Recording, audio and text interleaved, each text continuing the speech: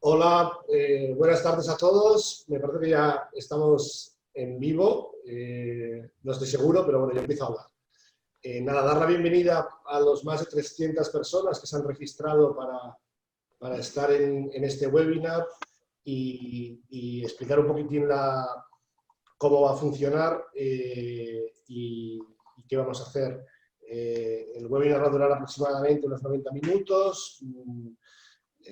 Nuestra moderadora, que le agradezco un montón que haya aceptado nuestra invitación, es Cristina Jiménez Saburillo, que es la presidenta de FIDE, y ella va a presentar a los integrantes de este debate.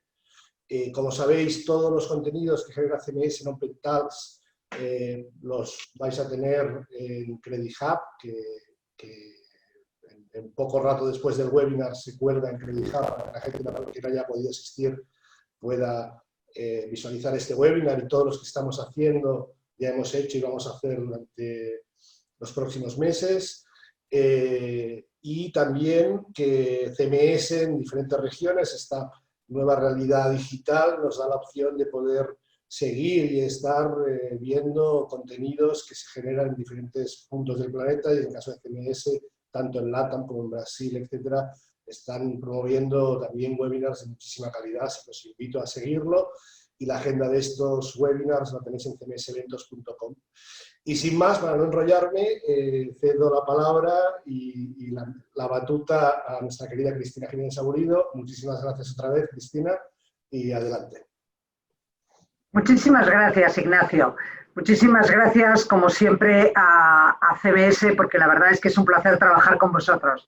Muchísimas gracias por haberme invitado y por poder moderar esta sesión con tres ponentes tan estupendos y verdaderamente con un público tan amplio. Yo siempre quiero agradecer a Ignacio Vilarroa, que la verdad es que es una institución con la que venimos colaborando desde hace mucho tiempo. Organizamos varios eventos y participamos a lo largo del año en varias sesiones, siempre vinculadas, bueno, a los temas más jurídicos, de los económicos que vosotros tratáis, y realmente la experiencia es estupenda. Con lo cual, ¿cómo no te voy a decir que sí, si yo soy la primera que me encanta estar aquí? Cuando me planteaba Ignacio hablar de recuperación judicial hipotecaria, pues realmente, bueno, nos hemos planteado con los ponentes a quien ahora voy a presentar, pues que hay varias cuestiones que tratar. Hay muchas cuestiones preocupantes ahora desde la perspectiva de la recuperación judicial e hipotecaria.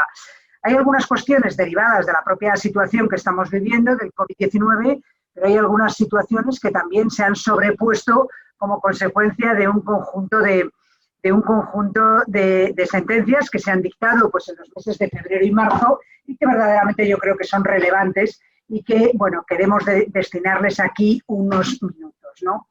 Yo, mientras que voy a presentar a los ponentes, me gustaría que supierais y deciros que la dinámica que queremos mantener es una participación, por supuesto, de los tres ponentes, pero tenéis un apartado que son de preguntas y respuestas. Nos gustaría que nos fuerais haciendo las preguntas que considerarais oportunas. Yo intentaré agruparlas, sois muchos, pero intentaré agruparlas para que los ponentes den respuesta a la mayor parte de ellas, y después además os vamos a hacer unas encuestas para conocer un poco vuestra opinión. O sea, que os quiero atentos y preparados, ¿vale?, para participar en esta sesión.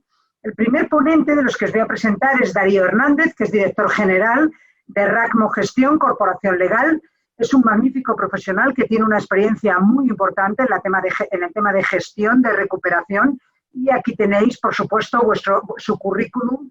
No voy a destinar mucho tiempo en presentaros, pero quiero sí que lo veáis con tranquilidad. A continuación, tenemos también a Alberto Travería, que es socio fundador y CEO de ALTH, Law and Services, y que también, si puedes, Paola, pasar un momento su transparencia, vamos a leer todos el currículum de Alberto, que le tenemos aquí, y a continuación vamos a tener a David Viladecans Jiménez, que es director de asesoría jurídica de Tecnotramit, ¿no? Los tres van a intentar dar respuesta a las mismas preguntas, de tal manera que, bueno, si existe algún debate o alguna posición distinta desde sus diferentes perspectivas, pues tendremos oportunidad de abordar en más profundidad cada una de las preguntas. El primer grupo de preguntas o el primer grupo de cuestiones que queríamos analizar son las que se han planteado como consecuencia de la legislación de urgencia en relación al estado de alarma, ¿no? Y una de las cuestiones complicadas para las personas que se dedican a la recuperación judicial o que están en muchos procedimientos judiciales es sin duda el tema de los plazos de prescripción y caducidad. Entonces, si os parece, vamos a empezar por este orden. Si quieres, primero intervienes tú, David, después Darío y después Alberto. Os pido 2 o 3 minutos, una pincelada rápida en cuáles son los principales problemas o las principales advertencias que os gustaría dar al público en materia de prescripción y caducidad que se ha adoptado en esta legislación de urgencia. Y desde aquí seguimos. Venga, David. Bien. Bueno, buenas tardes a todos. Gracias por haberme invitado en primer lugar. Sobre el tema de la prescripción, lo que se ha planteado en el artículo, en la disposición adicional cuarta del Real Decreto 463/2020, es la suspensión de plazos. La suspensión, que no es interrupción, que no hay que confundirla, no es algo ajeno a nuestra legislación, porque jurisprudencialmente se había acogido por parte del Tribunal Supremo, y en Cataluña, donde hay una regulación propia y mucho más amplia que la que hay en el Código Civil, la suspensión se recoge de manera expresa. Por tanto, no tendría que plantear ningún problema, es decir, en un principio deberíamos sacar del plazo de prescripción todo aquel tiempo que haya estado sometido al estado de alarma. Lo que a mí me llama la atención y que creo que puede generar ciertos problemas es que esto se ha aprobado mediante una norma que es un Real Decreto, mientras que nosotros tenemos regulada la prescripción con normas de rango legal. Yo no sé si eso, evidentemente, puede realmente plantear problemas una vez nosotros nos tengamos que enfrentar en la realidad judicial cada día. Es decir, una suspensión acordada con una norma que no tiene rango legal frente a una norma legal que me está diciendo que el transcurso del tiempo pues, determina la extinción de la acción. Y ese es un primer problema que está ahí, porque ninguno de los reales decreto ley que se han publicado con posterioridad han ratificado esta previsión de suspensión de plazo. La segunda cuestión que a mí me gustaría tratar es qué sucede en Cataluña. En Cataluña nosotros tenemos un régimen de prescripción propio en el que existen unos plazos propios, concretamente el plazo general de 10 años, y en el que hay instituciones que regulan tanto la interrupción como la suspensión. En concreto, el artículo 121.15 regula la suspensión por fuerza mayor. Y solo considera relevante la fuerza mayor si concurre en los últimos 6 meses del plazo. Eso es una norma, reitero, que está hecha en desarrollo de una competencia propia, que en principio fue impugnada por el Gobierno en un recurso de inconstitucionalidad que posteriormente retiró y que por tanto está vigente, y que solo da relevancia a la fuerza mayor que concurra en los últimos 6 meses del plazo. Lo anterior, no. Y además es una norma con rango de ley, y no es una norma que parece ser que vaya a poder ser derogada por un real decreto, reitero, no tiene rango de ley, y que en segundo lugar podría estar invadiendo competencias propias de Cataluña. Por tanto, yo entiendo que en Cataluña esa previsión legal, tal como está configurada por el Real Decreto 463/2020, difícilmente va a ser aplicada. Es decir, si bien es cierto que esta situación que estamos viviendo puede considerarse de fuerza mayor, yo entiendo que solo podría ser relevante este hecho si concurre en los últimos 6 meses del plazo. Si no concurre en los últimos 6 meses del plazo, yo creo que no puede entenderse suspendido ningún plazo de prescripción en Cataluña. Gracias, David. Darío. Muy buenas tardes a todos. Un placer estar aquí. 2 segundos muy rápidos para agradecer, por un lado, a CMS la invitación y el nuevo formato, novedoso e interesantísimo, y el que tengamos la oportunidad de poder virtualmente encontrarnos y poder compartir ideas. 1.000.000 de gracias a CMS, a Ignacio y Larroch. Y un placer, Cristina, compartir mesa y mantel contigo, como siempre, porque todos los debates en los que tenemos la oportunidad de participar junto con FIDE siempre son enriquecedores y son una oportunidad de seguir avanzando y evolucionando y aprender. O sea que 1000 gracias por anticipado a ti también, Cristina. Menuda introducción nos ha hecho David, ¿no? Ha sido muy rotundo. Creo que desde un punto de vista técnico-jurídico no podría haber estado más acertado. A mí lo que me gustaría, por contextualizar, comentar al comenzar es, recordaréis hace no mucho tiempo, precisamente con FIDE como anfitrión, a principios del mes de febrero, nos sentábamos para empezar a preparar lo que sería el foro de recuperación judicial que se iba a celebrar unos meses después, y este fue uno de los temas que salió encima de la mesa para debatir, el tema de la interrupción de la prescripción, especialmente vinculado a la reforma que operó en su momento la Ley 42/2015 y que tenía un deadline que todos tenemos encima de la cabeza como una espada de Damocles en octubre de este año con relación a la modificación en su momento del artículo 1964.2 del Código Civil que regulaba el plazo de prescripción general de las acciones que pasaba de 15 años a 5. Es verdad que la prescripción abarca mucho más, no solo la prescripción extintiva, sino también la adquisitiva. Y aquí podríamos pues bueno, abrir un debate técnico-jurídico con el que estaríamos no 90 minutos, sino un montón de horas más acerca del alcance que tiene. Creo, comparto con David el que el vehículo que se ha utilizado para regular, por un lado, el Real Decreto con la declaración del estado de alarma, que entra en clara confrontación con otros instrumentos legales de rango superior, como leyes autonómicas o leyes estatales.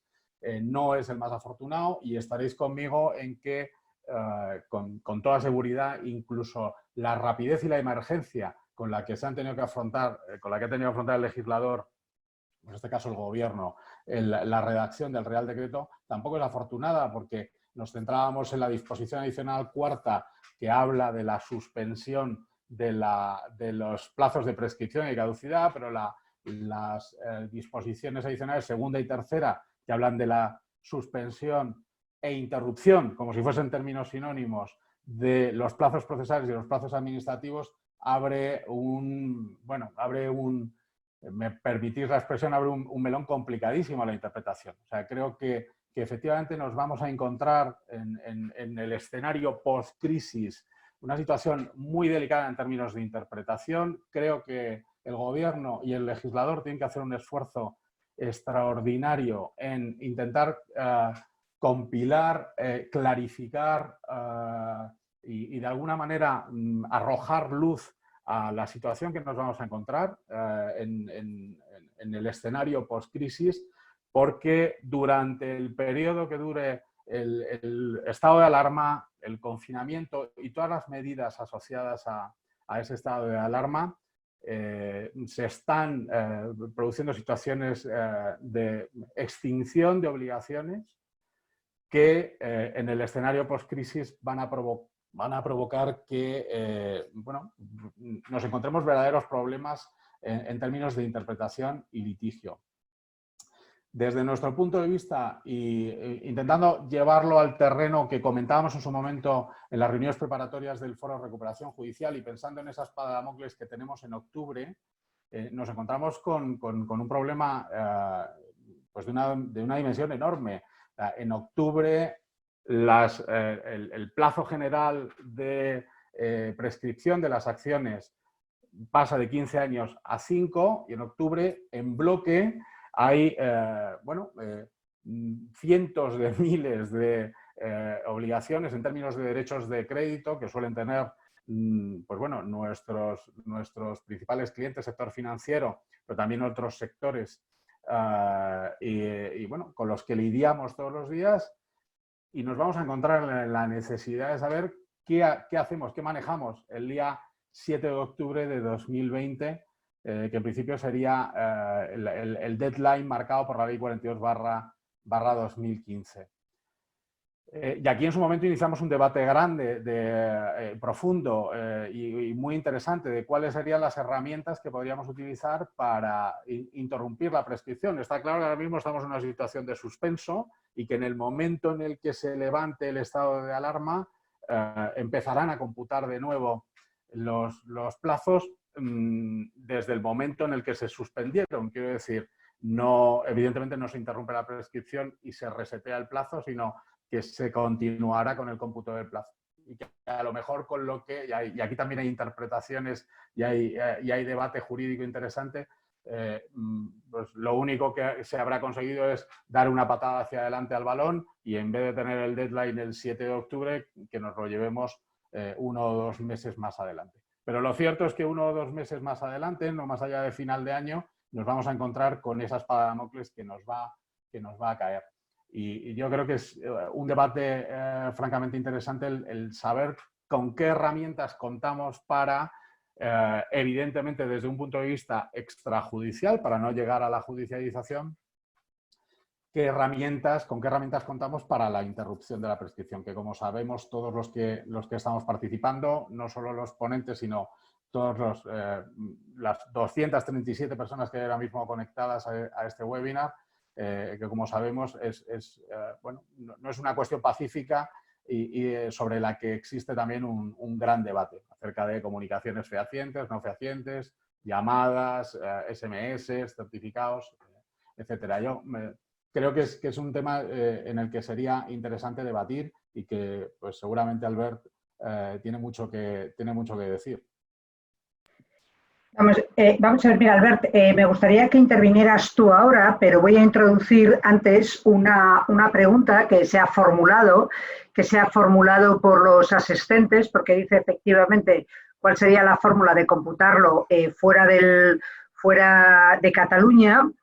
Efectivamente, Teresa Moreno Zúñiga, y yo estoy de acuerdo con ella, ¿no? Dice que la Abogacía del Estado ya interpretó el significado de suspensión de plazos procesales, y os estoy leyendo textualmente, como una congelación, es decir, los plazos no se vuelven a contar íntegramente, sino que se reanudan, pero pregunta que le gustaría saber el criterio de los ponentes sobre los plazos por meses en el orden civil. ¿Cómo empezarían a computar de nuevo? Yo os dejo la palabra, tengo una respuesta, o tengo una opinión respecto de esto, pero os dejo que seáis vosotros primero los que contestéis, porque respecto de la primera parte estoy de acuerdo, yo creo que no solamente la Abogacía del Estado, sino efectivamente ya múltiples autores y múltiples jueces se han manifestado en el sentido de decir que es una suspensión de los plazos, tanto los procesales como los que no, y no se aplica en el resto de las comunidades el tema de que efectivamente sea el último periodo de 6 meses, sino que todos se contarán, se ampliarán en el plazo correspondiente del estado de alarma, pero me gustaría, Albert, escuchar tu respuesta respecto a la cuestión en general de la caducidad y la suspensión, la suspensión, perdón, de la caducidad o la interrupción de la caducidad y la prescripción, y en concreto también si tienes alguna respuesta para los plazos que se computan por meses. Recuerda conectar tu audio, por favor. Hola, buenas tardes a todos. Gracias por haberme invitado a esta conferencia. La primera pregunta que me plantea es referente al mes. Me imagino que nos encontraríamos en los procedimientos ordinarios cuando nos han trasladado para interponer la demanda ordinaria. Esto ya nos pasa en el mes de julio, que bueno, el mes de agosto es inhábil, se cuenta o no se cuenta, y muchos juzgados dicen que se cuentan y por lo tanto se tiene que presentar la demanda al día siguiente del mes de septiembre, es decir, el 1 de septiembre se notifican para interponer la demanda ordinaria el 25 de julio, pues el plazo te vence el 1 de septiembre. Aquí en el estado de la alarma nos encontraríamos en la misma situación. Cuando se dé el levantamiento del estado de alarma, mi saber entender es que al día siguiente se tiene que interponer todas las demandas ordinarias que en su día se nos trasladó antes de decretarse el estado de alarma. Y referente a lo que ha hecho mención Darío, referente al artículo 1964, si bien en octubre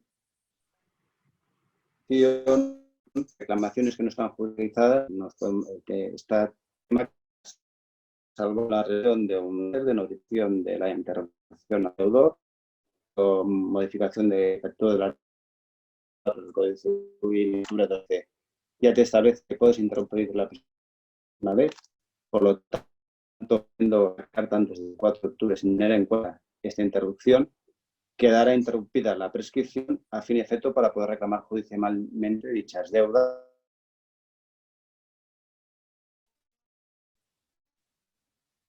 Me parece que estamos teniendo algún problema con el audio de Alberto. ¿Sí?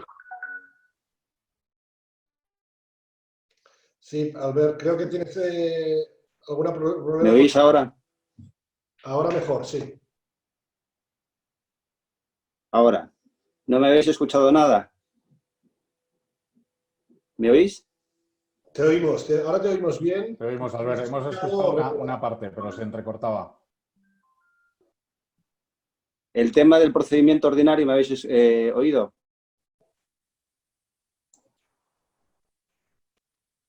¿Sí? ¿Sí? Sí, sí, ahora te oímos y yo creo que la parte de procedimiento ordinario la hemos escuchado bastante bien. Sí, yo lo que he dicho, el reprocedimiento ordinario, a ver, el tema de la misma situación cuando nos encontramos con el mes de agosto, es decir, que nos han trasladado de una demanda para interponer una demanda ordinaria en el plazo de un mes, el 25 de julio, por lo tanto, el mes de agosto, aunque sea inhábil, al ser mes, al día siguiente de cuando se levante el estado de la alarma, se tendría que interponer la demanda ordinaria.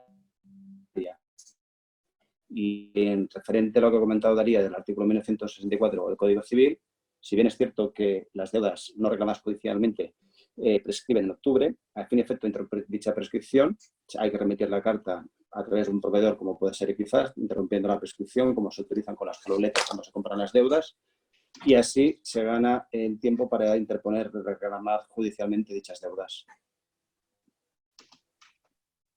Bueno, a mí me gustaría hacer una matización a lo que habéis comentado, ¿no? Sin ánimo de discrepar mucho, pero vamos, mi entendimiento respecto de la suspensión de los plazos no es exactamente que se hayan declarado inhábiles los días y que deba de formularse las demandas o las reclamaciones o las cuestiones que se computan por plazo de un mes a partir de, podríamos decir, el día siguiente del 26 de abril, que es el que previsiblemente se va a levantar el estado de alarma.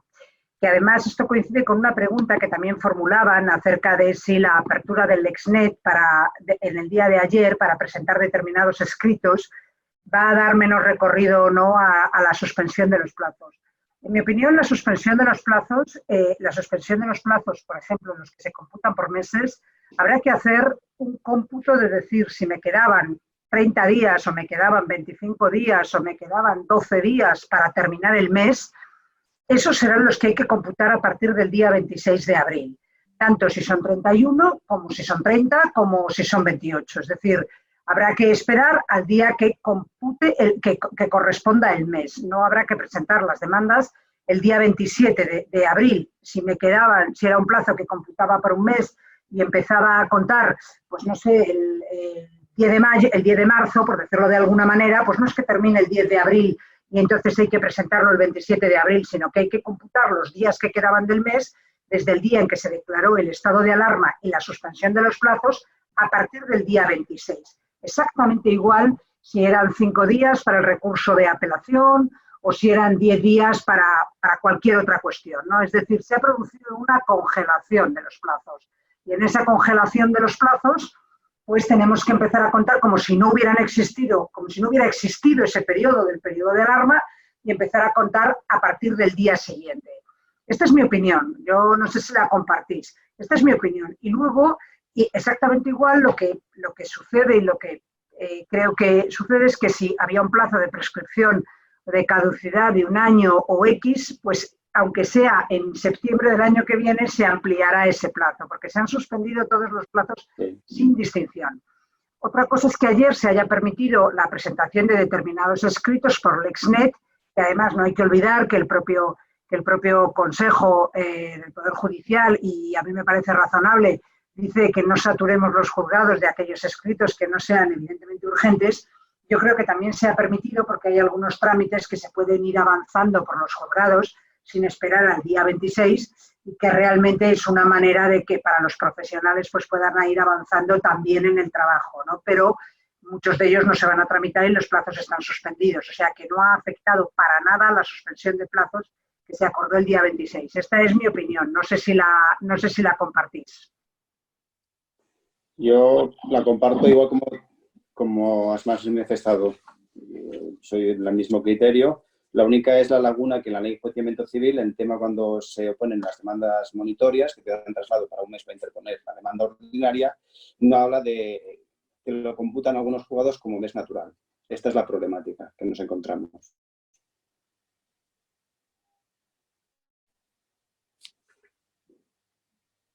Y un día, si entonces empezará a contar igual, ¿no? ¿Por qué le ves ahí tú un problema? No lo sé lo que pensáis los demás. Yo creo que hay que diferenciar dos cosas. Una cosa es el plazo procesal. Evidentemente, la suspensión es como está viniendo hasta ahora, es decir, hemos de sacar del cómputo aquellos días que sean inhábiles, como en el plazo civil para ejercitar una acción que está sometida a prescripción o una acción que está sometida a caducidad, que también son distintas. La suspensión, en principio la caducidad solo se puede parar ejercitando la acción, no vale ningún acto interruptivo como puede pasar con la prescripción. Que yo, con este cacao que tenemos, un respaldo legal que podríamos por lo menos decir que es cuestionable, evidentemente la recomendación es que hay que enviar pues, las intimaciones para interrumpir y evidentemente pues, curarse en salud. Y yo creo que en ese sentido la sentencia del Supremo de 2 de marzo de 2020, la 142/2020, hace un resumen de cuáles son los requisitos que se tienen que cumplir en esa intimación para considerar bien interrumpida el plazo de prescripción.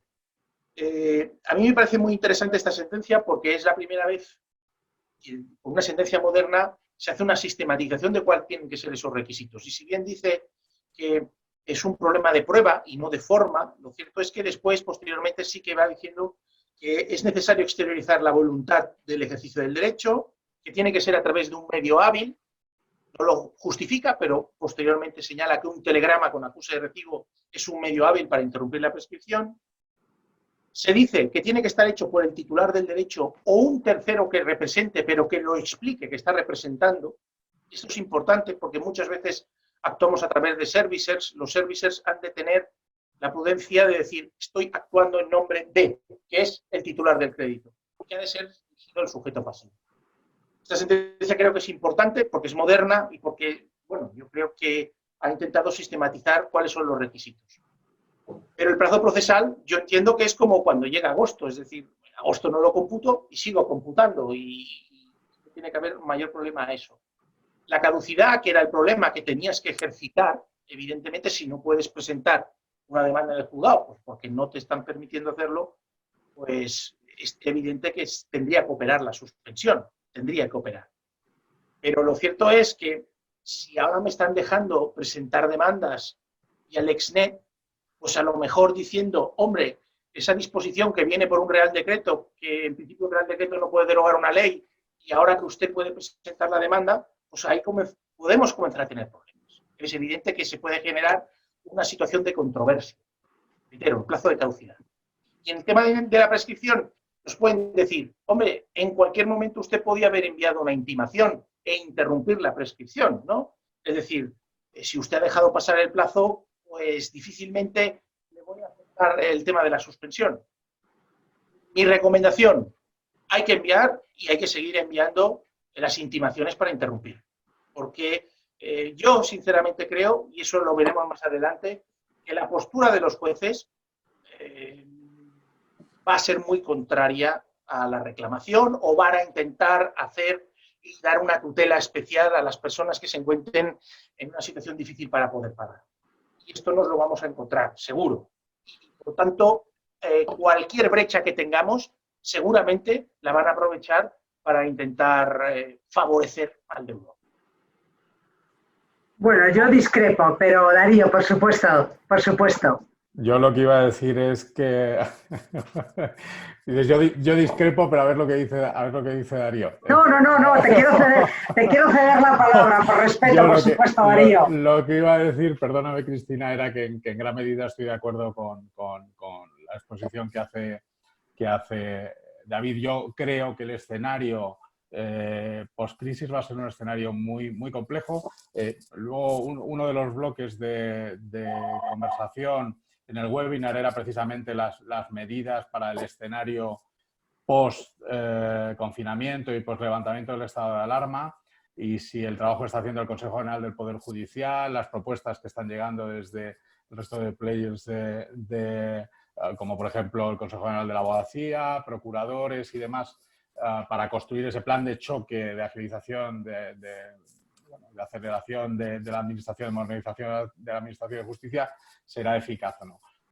Yo creo que es verdad que tenemos una situación de verdadera incertidumbre. Estoy muy de acuerdo con David en que yo creo, y mi recomendación es esa, que no me esperaría a hacer una interpretación acerca de qué se puede o qué no se puede hacer para interrumpir la prescripción. Yo no jugaría con ese riesgo, que creo que es un riesgo muy elevado, y creo que todas las intimaciones que se puedan hacer en el plano extrajudicial hoy por hoy se pueden hacer, no están condicionadas por nada, y todo lo contrario, sino que bueno, hay absoluta libertad para poder hacer esas comunicaciones manifestando la voluntad de continuar reclamando el cumplimiento de una obligación. Con lo cual, mi recomendación sería que en el plano extrajudicial se puede seguir trabajando para intentar, con relación a aquellas obligaciones que prescriben por el transcurso del tiempo, operar esa interrupción. Ya ahí podremos debatir acerca de si un telegrama con acuse de recibo es o no eficaz, un burofax con acuse de recibo y certificación de texto es o no eficaz, o un SMS o una llamada de teléfono. Y luego, con relación al tema de la caducidad, creo que lo apuntaba muy inteligentemente David, creo que desde que, con efectos día 15 de marzo, se abre la posibilidad de que se puedan presentar escritos que ponen, escritos iniciales y escritos que dan inicio a un procedimiento como demandas o escritos de trámite a través del Exnet o plataformas similares como eJusticia en Cataluña o el resto de plataformas con las que se opera en España, creo que se genera una gran contradicción. Porque, por un lado, tenemos a un Real Decreto vigente que dice que los plazos administrativos y los plazos procesales están suspendidos, pero, por otro lado, podemos presentar demandas que virtualmente interrumpirían ese plazo, con relación, por ejemplo, al ejemplo que ponía Albert hace unos minutos, las demandas de ordinario como consecuencia de una oposición a un procedimiento monitorio, ¿no? Entonces, yo intento conectar esto, hilarlo con lo que os decía al principio de mi reflexión. Creo que tanto el Gobierno como el legislador van a tener que hacer un esfuerzo extraordinario para arrojar luz durante el proceso que dure el estado de alarma y, sobre todo, en el escenario post-estado de alarma, porque creo que la rapidez con la que con la que han tenido que afrontar el regular esta situación de absoluta emergencia nacional, bueno, internacional, pero en lo que nos afecta de absoluta emergencia nacional, creo que se han dejado verdaderas lagunas que abren espacios de interpretación que harán que el escenario post-crisis sea verdaderamente complejo en términos de litigio. Ahora después hablaremos de eso, porque una de mis predicciones es que creo que se incrementará notablemente el ratio de litigiosidad y creo que nos vamos a encontrar con un escenario de juzgados desafortunadamente más colapsados de lo que venían estando. Eso era lo que quería decir, Cristina. Gracias, Darío. Bueno, hay bastantes preguntas respecto de este tema. No sé si se pueden contestar todos. Hay alguna que está vinculada a temas que ya hemos dicho. Se dice, siguiendo el planteamiento que yo he comentado respecto al cómputo de plazos en meses, en ese caso sería el cómputo de días naturales. Mi respuesta es que sí. O sea, yo discrepo respetuosamente con vosotros en el sentido de que la disposición adicional cuarta no distingue y habla de los plazos de prescripción y caducidad de cualesquiera acciones y derechos quedarán suspendidos durante el plazo de vigencia del estado de alarma. Y esto hace referencia tanto a los plazos procesales como a los plazos materiales. Esta es mi opinión. Y discrepo, pero comprendo las cautelas que vosotros tenéis, ¿no? Cuando se dice, por ejemplo, bueno, pues la ley 4215 de 5 de octubre, que pregunta que si el estado de alarma dura 4 meses, el plazo de prescripción se amplía. Mi respuesta es que sí. Mi respuesta es que sí.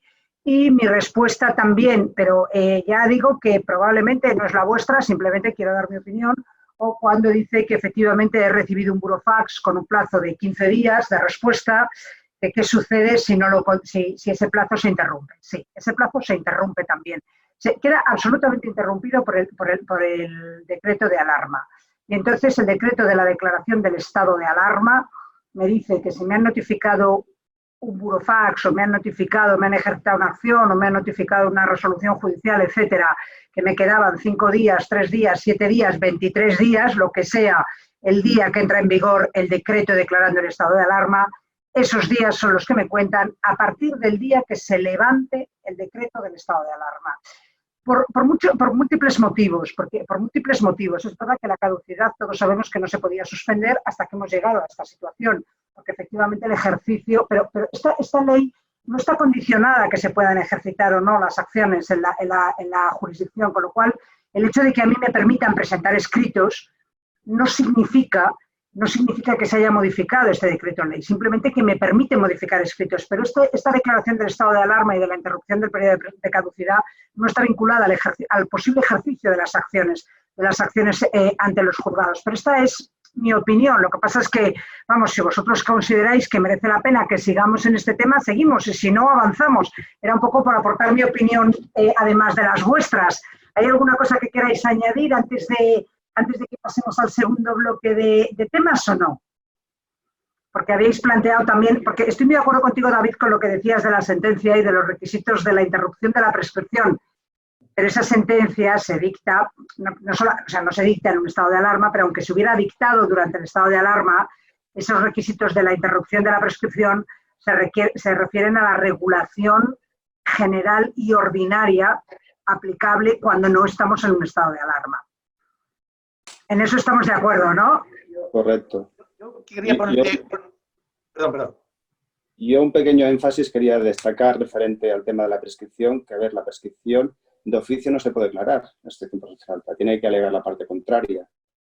Y lo más importante que nos encontramos es con el paquete de deudas anteriores al 2015 que a día de hoy no se han reclamado judicialmente. Esta es la problemática. No viene con el problema que nos hemos encontrado con el estado de alarma. Sabíamos que tenemos un día de cubo que es a principios de octubre, a fin y efecto de paralizar y no prescriban estas deudas que aún están en fase amistosa y no se han reclamado judicialmente, se tiene que remitir antes del principio de octubre una carta notificando fehacientemente la interrupción de la prescripción para poder ganar 5 años o uno que ya discutiremos con la interpretación que se hizo con la modificación del artículo 1964 a fin y efecto de poder reclamar judicialmente dicha deuda.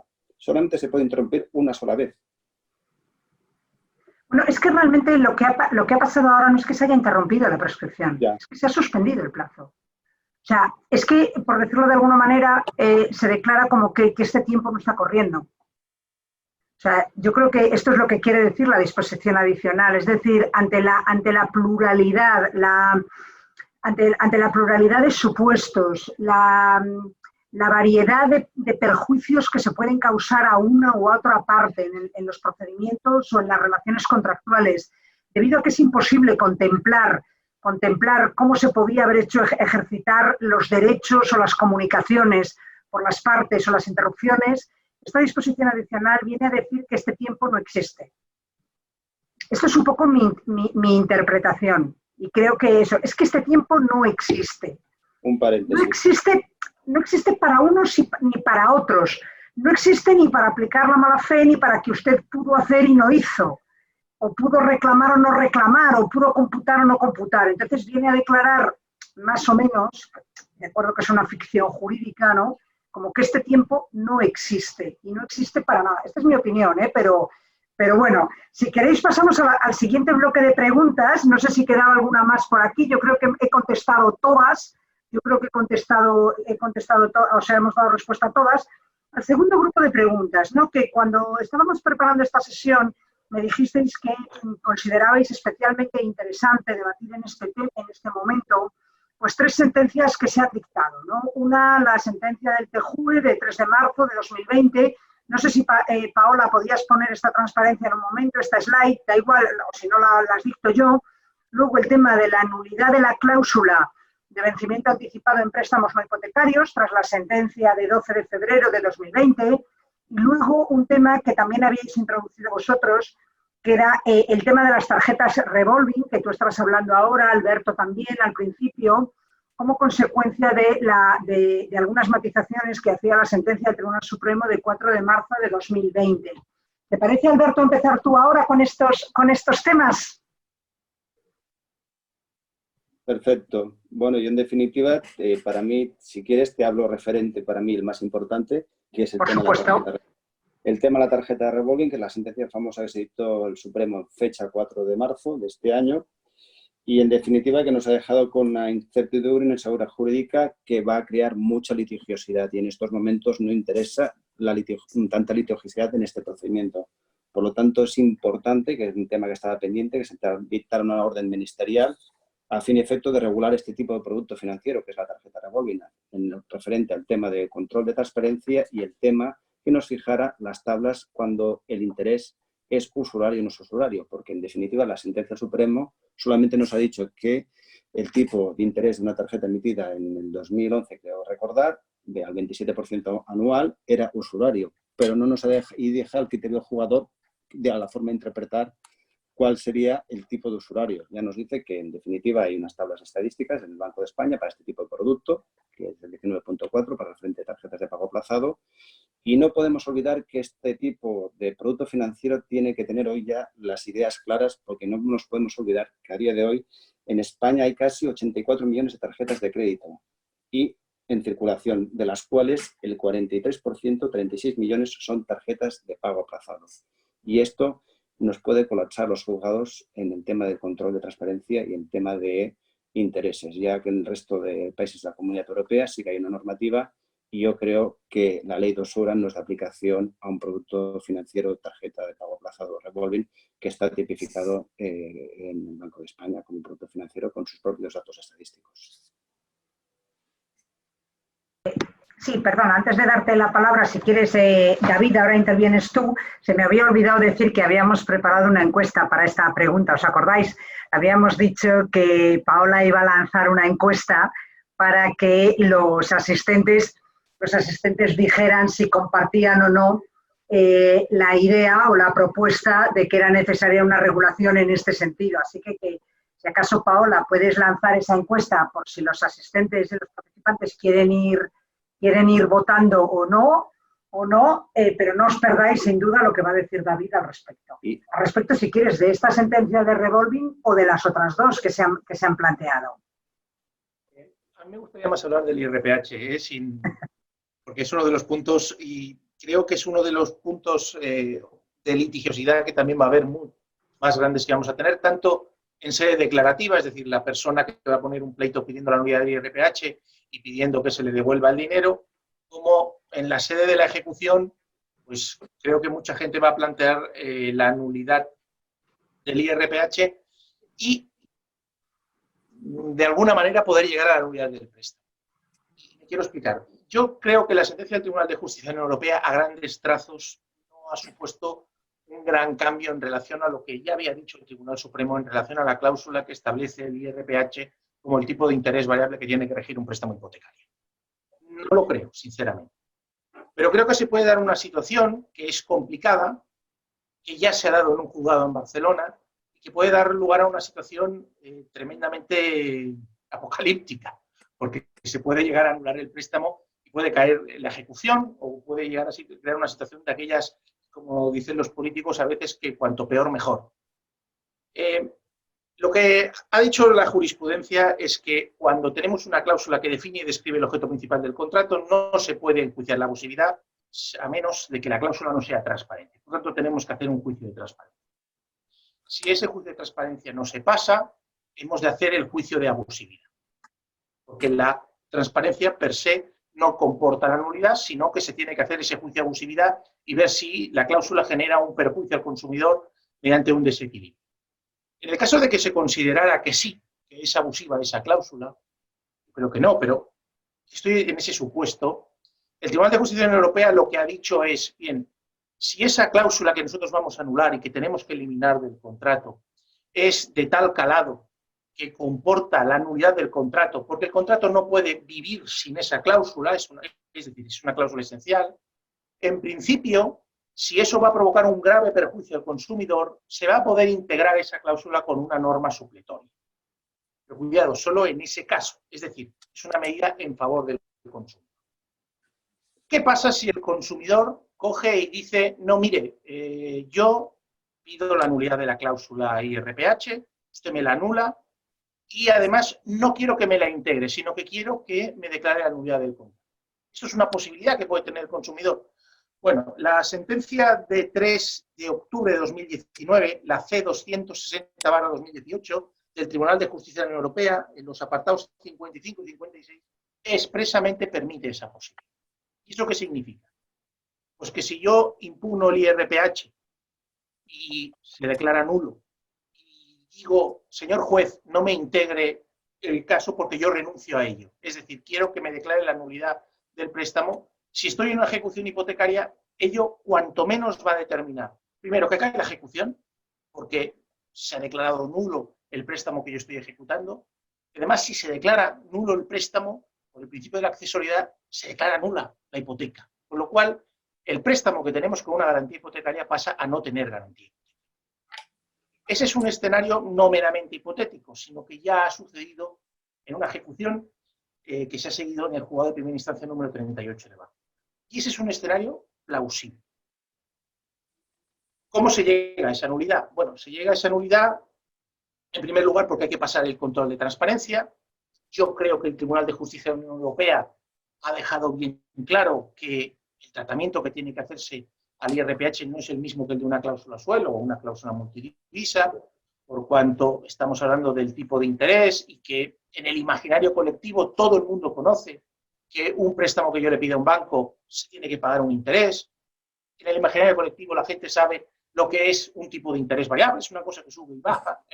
No creo que sea tan complicado de entender, pero sí que es cierto que han introducido una serie de matices, como la famosa referencia a facilitar el comportamiento del tipo durante los 2 años anteriores, que pues, ha sido elevado casi a una especie de texto de la Biblia por parte de muchos, que evidentemente tienen muchos intereses en poner ese procedimiento, pero que creo sinceramente que es un elemento más que utilizó el Tribunal de Justicia para hacer el juicio de transparencia, que en definitiva tiene que acabar siendo como conclusión si podemos determinar que el consumidor tenía conciencia de que el tipo de interés era lo que él iba a pagar por el préstamo y que eso era un tipo de interés variable que tenía que subir y que pagar y que se determinaba en función de un tipo que ha definido el Estado, que el Estado ya se ha encargado de publicar, y eso expresamente lo dice la sentencia del apartado 50.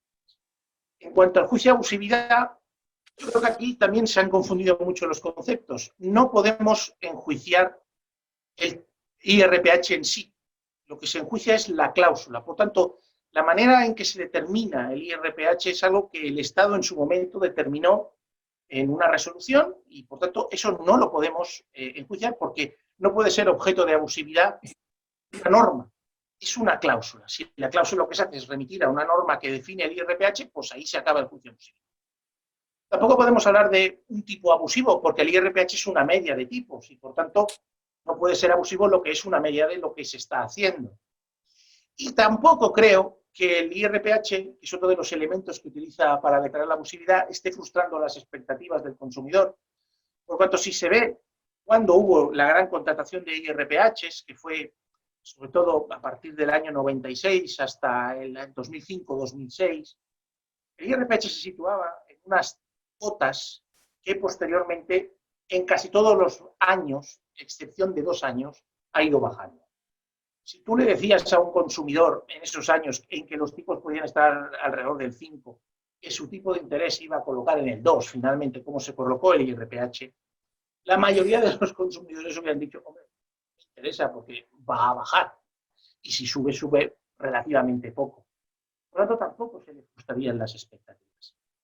No obstante, hombre, cuando uno ve cuál ha sido la reacción pues, de determinadas instituciones, colegios de abogados y sobre todo de los despachos que son los grandes litigadores, en que han hecho un gran esfuerzo de marketing gastándose dinero en anuncios, en prensa, es la hora de poner el pleito, litiga, no dejes que ellos ganen si no litigas, tienes 38.000 euros garantizados en un préstamo de 150.000. Yo creo que esa maquinaria evidentemente se va a poner.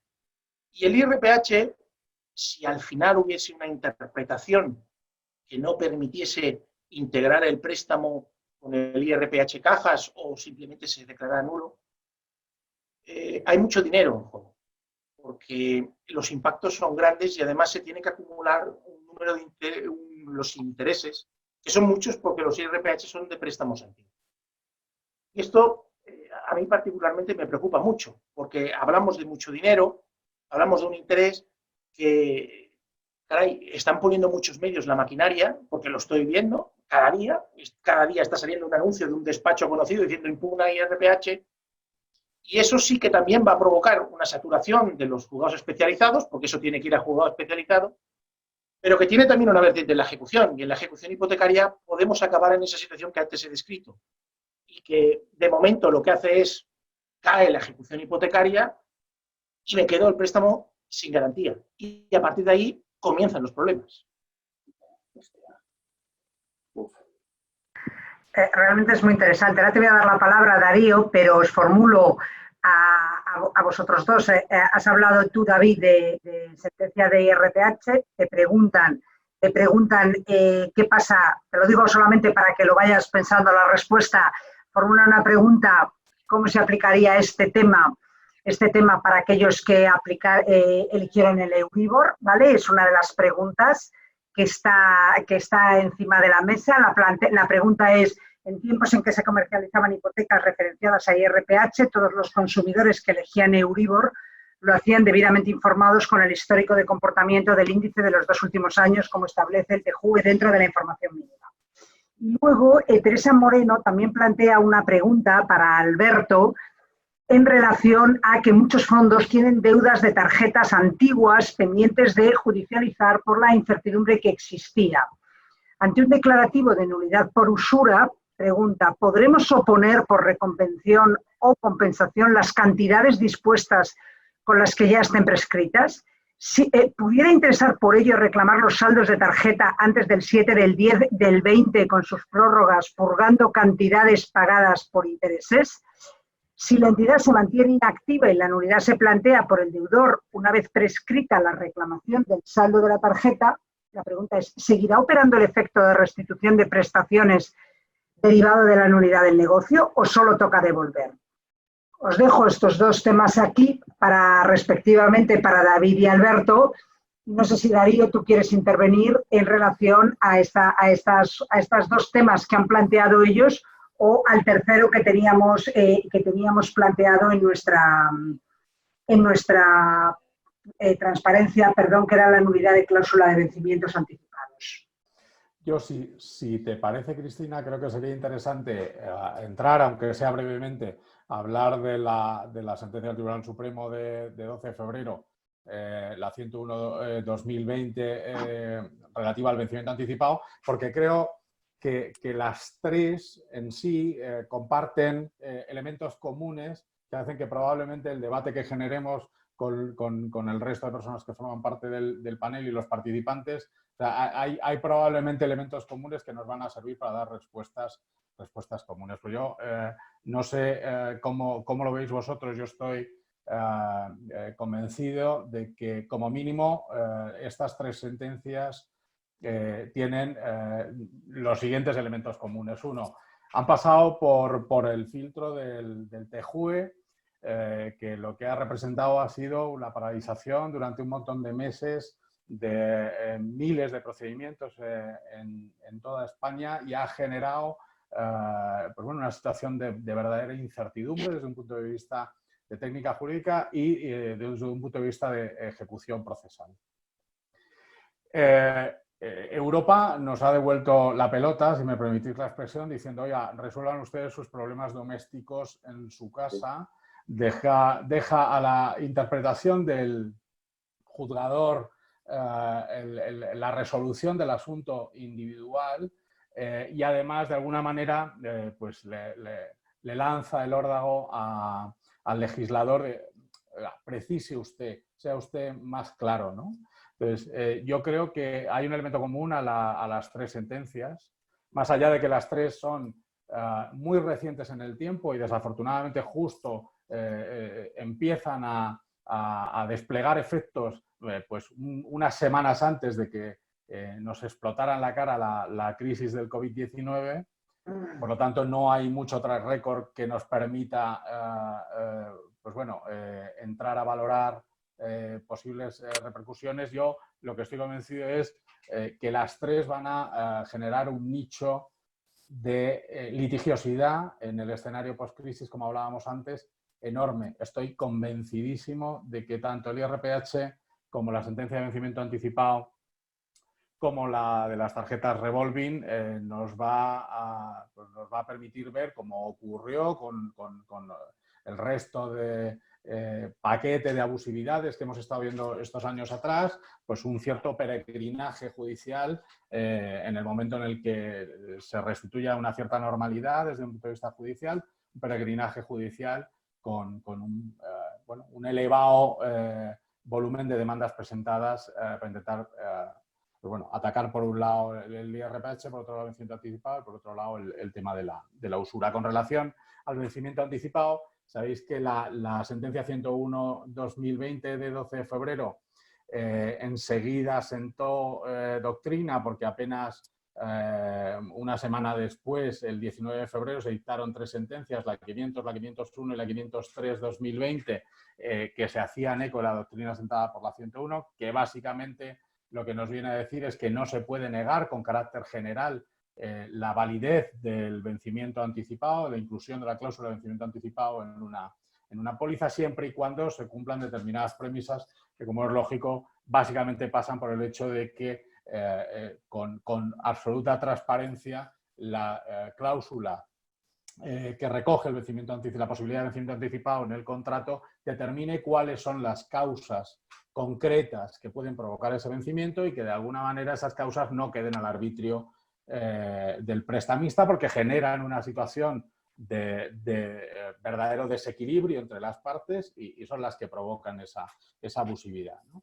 De alguna manera, lo que hace esta sentencia es hacerse eco de la famosa sentencia 463 de 2019 del 11 de septiembre, en la que en el ámbito de los procedimientos de ejecución hipotecaria se determinaba que la cláusula de vencimiento anticipado tenía tintes de abusividad, ¿no? Y lo que hace es trasladar a los préstamos personales las reflexiones que en su momento se usaron en el ámbito de la gestión, en el ámbito de las ejecuciones hipotecarias, ¿no? Y aplica también, como comentábamos antes, pues la teoría más consolidada del TJUE, en la que básicamente lo que nos viene a decir es que se debe de modular la gravedad del incumplimiento en relación a la duración y cuantía del préstamo para determinar si efectivamente el daño provocado despliega los efectos necesarios para poder vencer anticipadamente la obligación y reclamar la totalidad del préstamo, ¿no? Bueno, sabemos también que en esta sentencia se incluye una cuestión que tampoco es peregrina y que también abre una puerta importante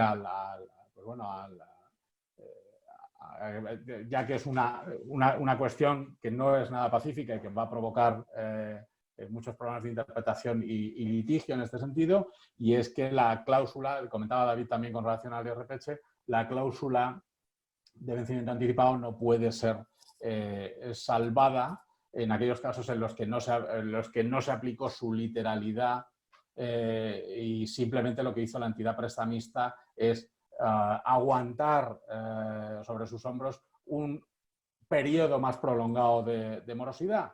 Lo que te dice es básicamente, oiga, aunque si la cláusula dice que con una mera cuota impagada usted puede resolver anticipadamente y usted aguantó 6 antes de resolver anticipadamente, no me sirve. La cláusula sigue siendo abusiva. Tendría que haber habido un concierto de voluntad entre las partes que le diera forma a ese incumplimiento y que permitiera que de alguna manera la decisión no cayera del tejado del prestamista, que no fuera una decisión arbitraria, que decidiera que fueran 5, 6 o 7.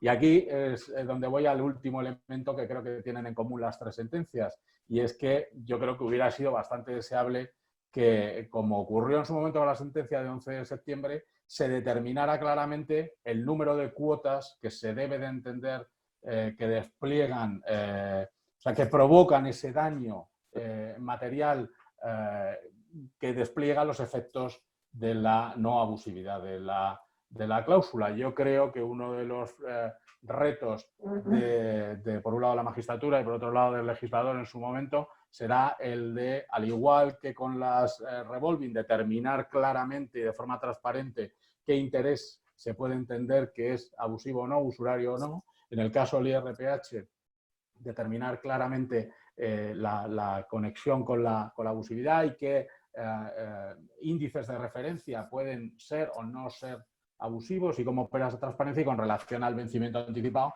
pues oiga, dígame usted exactamente qué número de cuotas o cómo pongo en relación el número de cuotas incumplidas con la cuantía y duración del préstamo para tener claro que puedo ejercitar esa cláusula de vencimiento anticipado, ¿no? Yo creo que como corolario a las tres, y seguro que ahora hay preguntas interesantes y debate para responder, yo creo que como corolario a las tres, lo que es clave es que las tres van a provocar ese peregrinaje de judicialización que augurábamos todos en el escenario post-crisis, ¿no? Gracias, Darío. Efectivamente, bueno, se han producido varias preguntas, en este tiempo, no solamente las que ya os había trasladado Alberto y David, sino que también se formula una pregunta, no sé si va a dar tiempo a responder a todas, respecto a las tarjetas revolving, cómo se debería de presentar una demanda. A ver, espera, que la tengo aquí, perdonad, con un informe económico de un perito, dado que no está regulado, o se puede presentar una demanda solicitando la nulidad con reserva de liquidación del artículo 219 de la Ley de Enjuiciamiento Civil. Luego hay una pregunta vinculada a las medidas que ha propuesto el Gobierno, o que ha propuesto el Consejo, perdón, pero vamos a esperar al siguiente momento, ¿no? Luego también en relación a, había varias preguntas aquí de Marcelino Gutiérrez, en préstamos personales con cláusula nula de vencimiento anticipado, ¿cuál creéis que es la mejor opción para la reclamación? Si es el ordinario para reclamar la resolución del contrato o es la ejecución por cuotas vencidas e ir ampliando por nuevos plazos que van venciendo. Os voy poniendo preguntas encima de la mesa y si queréis te doy ya la palabra, Alberto, y después vamos formulando las siguientes para no acumular 200. Vamos a ver, en primer lugar yo quería mencionar y hablar referente a la sentencia de vencimiento anticipado, que el dato importante, dicha sentencia analiza un contrato de financiación de bienes muebles en el que se establecía el vencimiento anticipado con una sola cuota.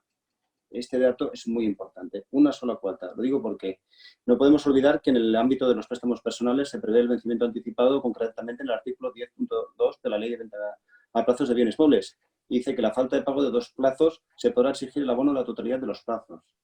Dicha artículo o ley 10.2 no es abusiva, viene refrendada por la sentencia del Tribunal de Justicia de la Unión Europea de fecha 30 de abril de 2014. Y vuelvo a reiterar, esa sentencia del Supremo del 12 de febrero de 2020 analiza un contrato de venta a plazos de bienes muebles que declaraba con una sola cuota el vencimiento anticipado.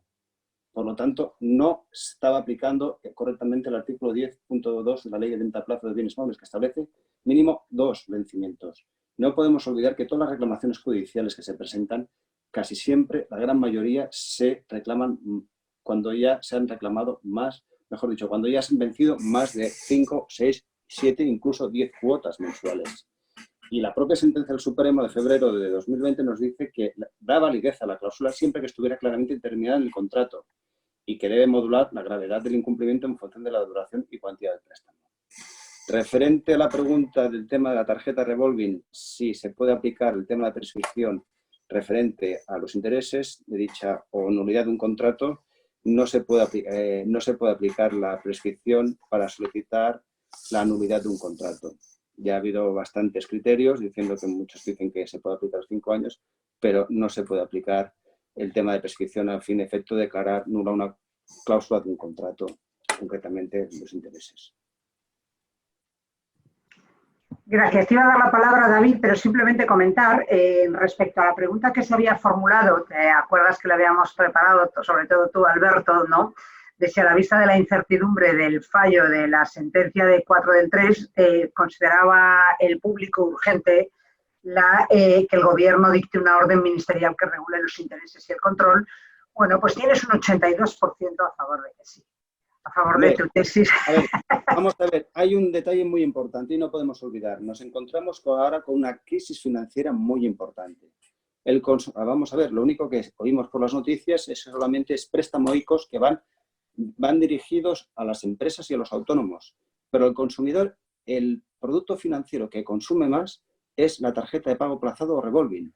Si este producto no puede ir el consumidor se va a desviar a los microcréditos. Dichos productos financieros, el interés supera ampliamente al tipo de interés de una tarjeta de pago aplazado o revolving que está legislada y regulada en toda la Comunidad Europea. Por lo tanto, se va a acotar la financiación al consumidor si este producto no queda bien regulado. Y es necesario para salir de la crisis. Muchas gracias, Alberto. David. Sí. La pregunta que me hacían era si el control de transparencia de IRPH tiene que ser los mismos, o eran diferentes, bueno, vamos a ver, en principio el control tiene que ser el mismo. Estamos ante una cláusula en la que cambia el contenido, pero la cláusula es la que define el tipo de interés y por tanto yo tendría que hacer el mismo control, es decir, el consumidor con la información que se le ha dado, un consumidor mínimamente informado y perspicaz, puede tomar conciencia de la realidad de la cláusula y de su significación económica. Esto es lo que tendríamos que hacernos y en eso tendría que consistir el juicio de transparencia en el caso de un préstamo en el que se haya contratado con un consumidor. Yo me atrevería a decir que el IRPH es más transparente en cuanto a su regulación que la del Euribor. ¿Por qué? Porque el IRPH sí que tiene una regulación propia aquí en España y porque lo calcula el Banco de España, o lo calculaba, mejor dicho, porque ya no existe el IRPH Cajas. En cambio, el Euribor no. El Euribor, pues, durante muchísimo tiempo ha sido publicado por una entidad privada y era una media de cotizaciones que estaban dispuestos los bancos a hacer, que comunicaban cada día a las 11 de la mañana, en las que decían, bueno, yo hoy estoy dispuesto a dar un préstamo año a este tipo de interés, un préstamo una semana a este tipo de interés, un préstamo un mes a este tipo de interés, un préstamo un día a este tipo de interés. Ni siquiera era un tipo de interés real, sino que era la intención o la proyección que el banco quería hacer cada día. Que ha provocado problemas, por cuanto la comisión incluso pues, consideró que una serie de dos entidades llevaron a cabo una manipulación del Euribor para hacerlo bajar. Pero fuera de ese criterio, que es la determinación del cálculo, yo entiendo que lo que tendría que ser stricto sensu, la transparencia de la cláusula, sería la misma. No obstante, yo quiero insistir sobre algo que a lo mejor no lo he dejado bastante claro. La falta de transparencia no determina la nulidad per se. En ese sentido, la sentencia de 24 de febrero de 2019 del Tribunal Supremo es muy didáctica, por cuanto en ese caso se enjuiciaba un contrato de prestación de servicios de un abogado a un cliente y el Tribunal Supremo considera que no había habido transparencia, que el abogado no había informado correctamente de los honorarios al cliente. No obstante, no anula el contrato y considera que los honorarios que se habían estipulado no eran abusivos. Y ahora hemos de hacer el siguiente juicio. Si consideramos que esa cláusula que establece el Euribor no es transparente, no nos tenemos que quedar ahí y decir ya está la nulidad. No, tenemos que ver si es abusiva. ¿Es abusiva la cláusula de un préstamo hipotecario que fija un tipo de interés? Pues a priori no. ¿El Euribor es abusivo? A priori no. Se hace difícil decir que el Euribor ha tenido una evolución o ha sido una cláusula que ha frustrado las expectativas cuando el Euribor lo único que ha hecho es bajar y se ha puesto en negativo. Ha creado escenarios para el consumidor que eran inimaginables para ellos y en la vertiente favorable. Me tendrían que explicar muy bien en qué consiste la abusividad, es decir, esa cláusula, qué perjuicio le ha provocado al consumidor o qué perjuicio le puede provocar al consumidor, sobre todo si sabe perfectamente que es un tipo de interés pagado. Por tanto, Ese es mi diagnóstico. En cuanto a si los bancos ofrecían la evolución de los 2 años, eso hemos de ir caso a caso. Normalmente los folletos de los bancos cumplían con la normativa. Otra cosa es que la dinámica de contratación pues, fuese de una determinada manera y en unos casos se entregase el folleto o no se entregase el folleto. Pero cuidado con eso, porque yo creo que se ha sacralizado este requisito, y yo creo que incluso en determinados casos puede ser contraproducente. Si yo cojo a un señor y le digo, usted va a tener un tipo de interés variable, y mire, la evolución del tipo de interés variable en los 2 últimos años ha sido esta, que es, por ejemplo, una bajada, yo le estoy dando a entender al consumidor que es un tipo de interés que baja. Pero cuidado, un tipo de interés variable es un tipo de interés variable que puede subir o bajar. Darle 2 años, que a lo mejor por las circunstancias concretas de la contratación suponía una bajada, reitero, le puede dar una imagen errónea al consumidor de pensar, bueno, este tipo baja. No, cuidado. El tipo está diseñado para que pueda subir, pueda bajar. Y eso significa que mañana, a futuro, tú te puedes encontrar en un escenario en que tu tipo de interés va a subir. Curiosamente, la información que le he dado de los últimos 2 años, lo que le ha dicho es lo contrario. Y eso es muy peligroso. Es decir, ¿es tan relevante eso? Yo creo que no. Yo creo que lo que es realmente relevante es decirle, tienes que tener en cuenta que esto puede subir o puede bajar, y que si sube, tú vas a tener que pagar más. Y eso es un concepto mucho más entendible que el darle una gráfica a un consumidor y decirle, mire la evolución que ha tenido, ha estado aquí en el 5, ha bajado al 3, mire qué bien va. Cuidado, porque eso yo sinceramente creo que, reitero, es un requisito que se ha sacralizado, que puede llevar a situaciones muy disfuncionales y que no debe ser el núcleo de lo que ha de ser el juicio de transparencia. En este sentido, ¿había alguna pregunta o alguna opinión, podríamos decir, ¿no? Patricia Esparza dice que, desde su opinión, la declaración de nulidad perjudica al consumidor. No sé si estáis vosotros pudiendo leer también estas preguntas, ¿no? Pero bueno, dice que perjudica al consumidor la declaración de nulidad del préstamo, ¿no? Porque aunque deja el bien libre de carga, desnaturaliza el contrato firmado cuyo objeto es someter la obligación a un plazo, ¿no? Y dice que sería más coherente aplicar los efectos económicos sobre la cantidad reclamada y dejar sin efecto la demanda en los casos en los que se compensara como si se tratase de una enervación, ¿no? Luego, hay otra persona que piensa y pregunta que si declarar la nulidad de la cláusula y el vencimiento anticipado, si se dicta sentencia desestimatoria por este motivo, si entendéis que se puede interponer otro procedimiento y cómo lo enfocaríais. Y luego que en los préstamos personales, con cláusula nula de vencimiento anticipado, ¿cuál creéis que es la mejor opción para la reclamación? Y te doy la palabra, Darío, y voy anunciando estas preguntas por si queréis reflexionar sobre ellas. Bueno, pues es un debate interesante que podríamos compartir. Me encantaría ver la visión de David y Albert con relación a esto. Yo creo que habrá que estar al caso concreto y analizar las particularidades del caso concreto. Si tuviéramos que intentar extrapolar una estrategia global, creo que la estrategia de ir ejecutando los vencimientos conforme van llegando, me parece que es una estrategia que no es interesante ni en términos de tiempo, ni de oportunidad, ni en términos económicos. Creo que lo más rápido sería intentar ir a la vía declarativa, plantear un ordinario, intentar resolver el contrato por la vía de un declarativo ordinario y ejecutar la sentencia que pusiera fin a ese procedimiento en el que se resolviera el contrato por incumplimiento, pudiendo demostrar en sede declarativa que efectivamente hay un incumplimiento pues de una dimensión, de una proporción tal que pues bueno, provoca el absoluto incumplimiento de las obligaciones principales de la prestataria, ¿no? Yo creo que la mejor opción sería la de acudir al ordinario. No sé qué opináis vosotros. ¿Queréis añadir algo a esto vosotros dos, Alberto o David, para antes de pasar al tercer bloque? Comparto la misma opinión que Darío, pero vuelvo a reiterar, no nos podemos olvidar que la gran mayoría de reclamaciones de cantidad que se reclaman, casi la gran mayoría, ya han vencido los recibos. Nos encontramos, vuelvo a reiterar, que la del Supremo que analiza de febrero está hablando de que en el propio contrato ponía una sola cláusula se podía declarar el vencimiento anticipado.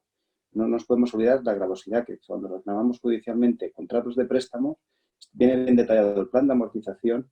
La gran mayoría han pasado más de 10 recibos mensuales. Es decir, hay una gravosidad.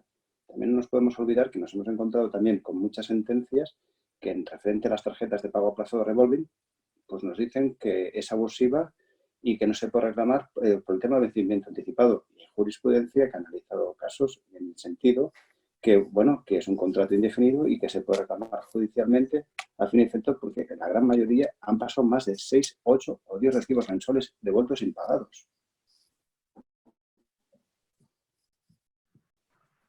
¿Quieres tú añadir algo a esta cuestión, David? Recuerda esas. Sí, habían dos cosas, IRPH, que me decían, es que la nulidad del préstamo no es favorable al consumidor. Yo contesto, depende, es una cuestión de hacer números, pero en situaciones en que ha pasado mucho tiempo, por tanto he devuelto bastante capital y he pagado muchos intereses, si hacemos matemáticas, veremos que la nulidad puede ser muy, muy rentable. Muy rentable. Por tanto, es una cuestión de mirarlo. En segundo lugar, el tema de la cláusula de vencimiento anticipado de los préstamos personales, mantener la ejecución. Evidentemente, es como decir que este señor se le va a dar todo el plazo con incumplimiento. Es decir, pues es realmente un escenario muy malo para el que pretende recuperar. Otra cosa es que la jurisprudencia permitiese dentro de la ejecución, ya no solo sacando la cláusula de vencimiento anticipado, sino permitir resolver el contrato dentro de la ejecución. Yo sé que eso es muy complicado, pero es una puerta abierta que dejó el Tribunal de Justicia de la Unión Europea en el auto de 3 de julio de 2019, el asunto C-486/2016. El Tribunal de Justicia de la Unión Europea señaló que ellos no se podían meter en si un ordenamiento jurídico nacional permitía la ejecución en base al incumplimiento. Por cuanto ahí se había planteado por un juzgado de Alicante la imposibilidad de iniciar un hipotecario por la vía del impago. En un primer procedimiento, en un hipotecario, se había anulado la cláusula de vencimiento anticipado y se archivó el hipotecario, pero Bankia puso un segundo procedimiento diciendo, no, nosotros lo interponemos por impago y al amparo directamente del 693. A los 693 no se aplica a los préstamos personales, pero no sé si el 1124 se podría aplicar y decir, hombre, me parece bien, yo he dado por vencido anticipadamente el préstamo por la cláusula la eliminamos. Pero hombre, está el 1124, que es un precepto que se aplica a toda obligación, y yo entiendo que sí que podríamos analizarlo desde ese punto de vista. Usted me manda un ordinario para que vuelva a poner otro pleito, si no lo podemos hacer aquí. Bueno, yo creo que va a ser la voluntad de la jurisprudencia para ver si eso es posible o no, lo que nos evitaría, pero por lo menos yo creo que valdría la pena plantearlo. Bueno, vamos a ver, habíamos planteado un tercer bloque, muchísimas gracias por este segundo bloque, y habíamos planteado un tercer bloque, ya estamos terminando, ya estamos en los últimos 10 minutos, y le voy a pedir a Paola que cierre la votación que hemos abierto en relación a las medidas que se están comentando, públicas tanto las que ha propuesto el Consejo General del Poder Judicial como los colegios de abogados, etcétera, y ahora comentamos en cuanto las comparta conmigo, pero quería pediros una breve intervención, ¿vale? Se ha abierto un escenario muy complicado, ya teníamos un escenario todavía, una acumulación de pleitos enorme de la crisis anterior y de efectivamente todas estas cuestiones que estáis comentando de inseguridad jurídica, de criterios jurisprudenciales, etcétera. Ahora se añade otro escenario muy complicado también, post-COVID-19, que realmente después de una situación que es absolutamente novedosa para todos y que estamos viviendo como podemos, entidades, empresas, administración, etcétera, ¿no? Pero os quería preguntar primero si creéis que va a haber, que esta situación va a generar un cambio en la percepción de los jueces o va a generar un cambio en la cultura, en la sensibilidad de los jueces, en los temas de las ejecuciones judiciales. Os pido un par de minutos respecto de esto y luego, si os parece, os digo cuál ha sido la respuesta a las encuestas que ha habido, a la votación que hemos hecho, y me decís si compartís o no compartís esas respuestas. Venga, vamos a empezar. ¿Empiezas ahora, Darío, tú, por ejemplo? Sí, claro. Gracias, Cristina. Vamos a ver, yo creo que has hecho una introducción perfecta y has centrado el balón para que entremos a tratar el tema. Yo creo que el contexto es... me vais a perdonar la expresión, pero creo que el contexto es espeluznante. O sea, la situación es de una absoluta incertidumbre y de una difícil predicción. Creo que el escenario post-crisis COVID-19 es un escenario de difícil predicción o análisis a día de hoy porque el escenario está cambiando radicalmente. No de la noche al día, está cambiando en cuestión de horas. Es verdad que veníamos, como muy bien apuntabas, de una situación de cierta inseguridad jurídica, porque la furia creadora del legislador durante los últimos años nos ha cambiado las reglas del juego en gran medida a todas las personas que nos dedicamos al ámbito de la recuperación de deuda y al mundo del derecho. Y estaréis todos de acuerdo en que las reiteradas reformas que hemos experimentado los últimos 10 años en algunos textos legales como por ejemplo la ley concursal, que en los 17 años de vida que tiene, Cristina la conoce muy bien, pues no sé, perdí la cuenta, superó las 20 reformas, bueno, algunas de más calado, otras de menos calado. Y además ahora estábamos pendientes de una transposición de una directiva europea para modernizar la ley concursal, y estaréis conmigo en que en el escenario post-COVID-19 va a hacer más falta que nunca replantearnos los acuerdos de refinanciación, replantearnos los acuerdos extrajudiciales de pago, la venta de unidad productiva, las propuestas anticipadas de convenio. Algo tímidamente empieza a apuntar el Consejo General del Poder Judicial en ese documento de trabajo con un centenar de propuestas para intentar trabajar sobre el plan de choque, ¿no? En el que empieza a hablar de figuras como el reconvenio, por ejemplo, para aquellos convenios que se hayan incumplido durante la fase durante el estado de alarma y que se puedan reconducir con posterioridad a la declaración de estado de alarma. Yo creo que el contexto es espeluznante porque arrastrábamos una situación de verdadero, pues bueno, de cierto colapso a nivel de administración de justicia, con un futuro que además anunciaba un incremento importante de la litigiosidad por los temas que hemos comentado justo en el bloque que acabamos de terminar ahora, sentencias del TJUE, sentencias del Tribunal Supremo que auguraban un aumento de esa litigiosidad. Si analizamos los datos del Consejo General del Poder Judicial, datos estadísticos de los últimos años, vemos que se produce reiteradamente un incremento de ese ratio de litigiosidad, con lo cual no era... o sea, era bastante previsible el que nos fuésemos a ese escenario y de repente llega el maldito COVID-19 y todavía nos cambia la agenda y nos la empeora a todos. Te voy a cortar, Darío, te voy a cortar para que haya un huequito. 30 segundos, por terminar de dibujar el escenario. Nos enfrentamos, lo decía el Fondo Monetario Internacional esta semana, a una caída del PIB de en torno al 8%, una tasa de paro del 20%. Se han oído analistas hablar de tasas del paro del 30%, déficit del 9,5% y deuda del 113% del PIB. Quiero decir, el escenario es de una contracción económica que va a tener un impacto en el consumo brutal y, en consecuencia, inevitablemente nos vamos a ir a un escenario de incremento de la litigiosidad. Gracias, Darío. Vamos a ver, Alberto y David, dos opciones. O me contestáis un sí y un no. Y os leo las respuestas que han dado a las encuestas y si queréis las comentáis. ¿Os parece que os lea las encuestas y las comentamos? ¿Os parece bien? Aunque no haya hueco para esto, pero es que no quiero dejar de deciros lo que han dicho y comentarlas un poco con el resto del público. Mirad, vamos a ver. Cuando habíamos preguntado, ¿qué medidas consideras más necesarias en este momento? Pues mira, habilitación del mes de agosto, hay un 51% de personas que dicen que ok. Yo lo dejo ahí, quiero escuchar vuestra opinión, ¿vale?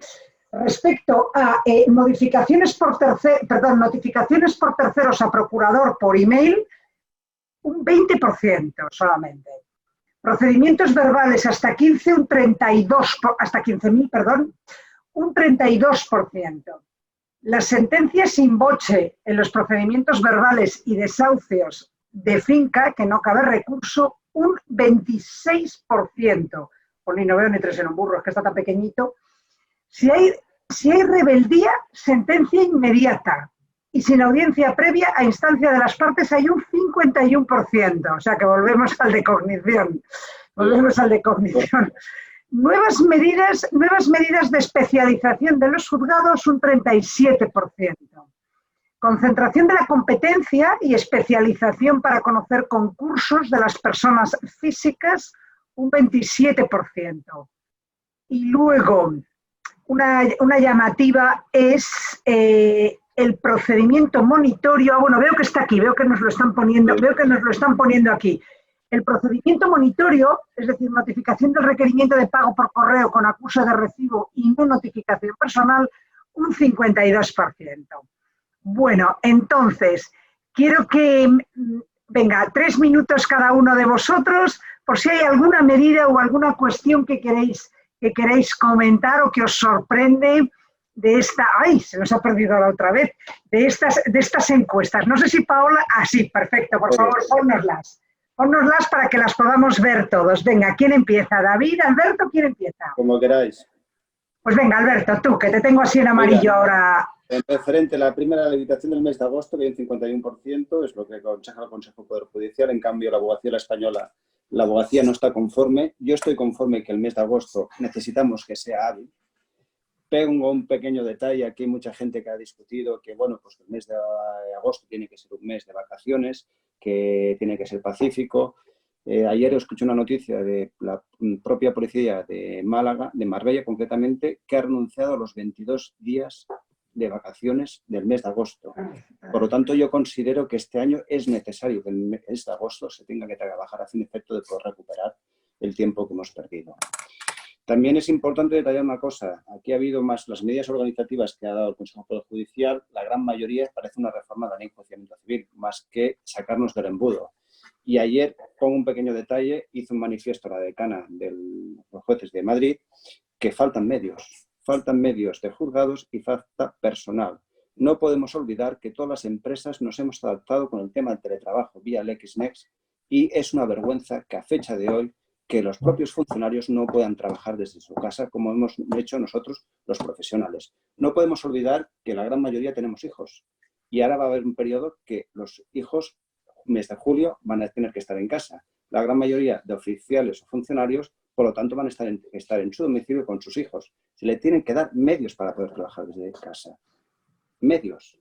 Considero que hoy en día, con la informática que tenemos, los funcionarios pueden trabajar desde su casa, no puede ser que no tengan medios organizativos de poder trabajar. Referente al procedimiento monitorio a través de la notificación con acuse de recibo, la abogacía española también está conforme con esta reforma. No está conforme también en el tema de que los procedimientos verbales se pasen hasta 15.000 euros. Yo considero que nos iría muy bien las reclamaciones de cantidad se pusieran hasta 15.000 euros, porque así en efecto nos evitaríamos plazos de interponer las demandas ordinarias. No nos olvidemos que la gran mayoría son reclamaciones de cantidad. Y en cuanto a los ordinarios, si se interpone la demanda y no hay contestación, pasar directamente a sentencia también es favorable y la abogacía también es favorable. No nos olvidemos que en muchas audiencias previas lo que hacemos es decir documental por decida y visto para sentencia. Por lo tanto, acotemos plazos. Yo considero que lo que se trata es acotar plazos e ir más rápidos y efectivos. Y medios. Medios de juzgados de concentración para llevar los procedimientos mercantiles, que es donde va a haber la mala ancha, y medios de material técnico y de funcionarios. Muchísimas gracias, Alberto. Venga, David, haz un comentario sobre tu opinión sobre estas cuestiones. A mí, en términos generales, no me gusta ninguna de las propuestas que han hecho. En términos generales, algunas sí, pero en términos generales no me gusta. No me gusta la multa. No me gusta una multa simplemente por defenderte. No me gusta que estén diciendo que hay que establecer una serie de criterios para hacer las cosas rápidas, porque esa sumariedad lo que va a ser, en definitiva, pues atacar al derecho de defensa. Y muchas veces por defenderte ganas y consigues demostrar que tienes razón. Si evidentemente te eliminan ese derecho a la prueba, pues difícilmente lo vas a poder hacer. A mí me gustaría que de la necesidad hiciéramos virtud. El hecho de que no se hagan vistas no significa de que la oficina judicial tenga que seguir trabajando, y eso puede servir para que los jueces trabajen con mucha tranquilidad. Sin vistas, tienen pocas excusas para no haber puesto ya muchas sentencias de asuntos pendientes que tienen y que no han salido. Y, hombre, mejor escenario que este, que es una tranquilidad absoluta sin vistas, pues parece que difícilmente va a serlo. Y coincidir con Alberto. Hombre, yo creo que con muy pocos medios se podía habilitar trabajo en casa, que no cuesta tanto, porque la mayoría de empresas lo han conseguido hacer y además lo han hecho de una manera sobrevenida y en unas condiciones tremendas. Yo trabajo en una empresa que tiene 1.200 personas y hemos conseguido que el 80 y pico % pues hayan cogido el ordenador, se lo hayan llevado a casa y estén trabajando en casa. Por tanto, se podía estar trabajando, se podía estar tramitando procedimientos, hoy estaban notificando cosas, y ese trabajo de tramitación lo que evitaría sería pues que no solo haya una saturación, podemos hacer limpio, podemos hacer que las cosas vayan avanzando, y las vistas, pues hombre, pues podemos comenzar a eliminar muchas vistas que no valen para nada, las vistas de ocupantes, que se podía hacer un trámite escrito, la mayoría de oposiciones en las ejecuciones, que se podía hacer trámite escrito, las vistas de impugnación de liquidación de intereses, se podía hacer un trámite escrito. Incluso, pues, en un pasito más allá, hay vistas que las podríamos hacer por videoconferencia, que no sería tan complicado, porque muchas vistas ya se prevén que no van a ser muy complicadas. Dejar las vistas de verdad para cosas, asuntos realmente que así lo valgan, y comenzar a eliminar. Pero para eso, como decía Alberto, se necesita voluntad, y la voluntad es poca. Y me atrevo a decir, las luces también, las luces también. Gracias, David. Darío, te doy un minuto. Pues súper rápido, completamente de acuerdo con Alberto y con David. Quiero decir, todos concluimos en lo mismo, ¿no? Medios, oportunidad, tecnología, todos hemos hecho ese esfuerzo. El 100% de nuestra compañía está teletrabajando desde el día 13 de marzo. ¿Por qué la Administración de Justicia no? Todo el mundo tiene un ordenador, una conexión a Internet. Creo que muchas de las medidas que se... Bueno, todo el mundo, perdona, Cristina. Estoy hablando de la administración pública.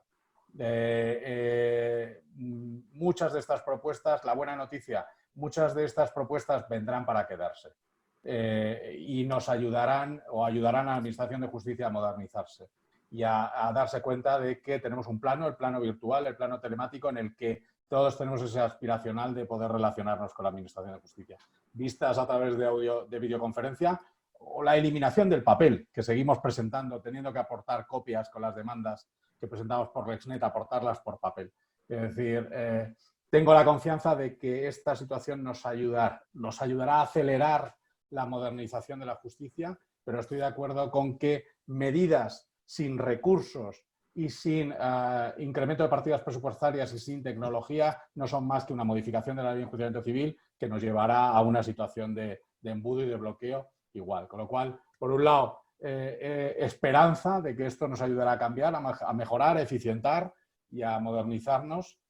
Y por otro lado, pues una cierta incertidumbre de ver cómo vamos a gestionar el escenario post-COVID-19.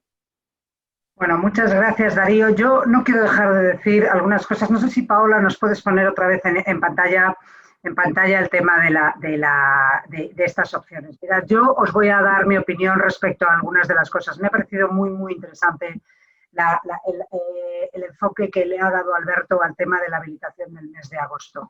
Es decir, yo creo que la situación en la que está este país ahora mismo, la situación verdaderamente que tenemos que afrontar como país, porque es verdad que todo el mundo y todos los países están mal, pero verdaderamente España tiene un reto muy importante. Va a haber una bajada del PIB brutal y realmente yo creo que tenemos que empezar a pensar que no podemos tener las vacaciones como hemos tenido siempre, en todos los aspectos, incluso en el educativo, ¿no? Es muy difícil afrontar todos estos temas, pero no nos podemos permitir el lujo de, además de todo lo que estamos perdiendo en este periodo y todo lo que vamos a seguir perdiendo en los próximos meses que esté el COVID-19 desde todas las perspectivas económica, educativa, sanitaria, de vidas, etcétera, pensar que es que, bueno, vamos ahora a estar trabajando un poco y en agosto nos vamos todos de vacaciones. Es decir, probablemente pues el que se habilite el mes de agosto, pues habrá matices que habrá que cuidar, que habrá que tener cuidado, en fin, para organizar las vistas, para organizar las cosas, pero yo estoy muy de acuerdo que el enfoque